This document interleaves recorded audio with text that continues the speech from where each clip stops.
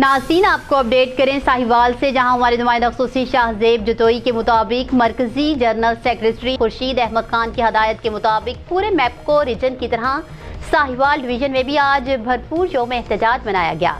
जबकि मैप्को first division Sahiwal में division level पर शदीद एहतजाज रिकॉर्ड करवाया गया,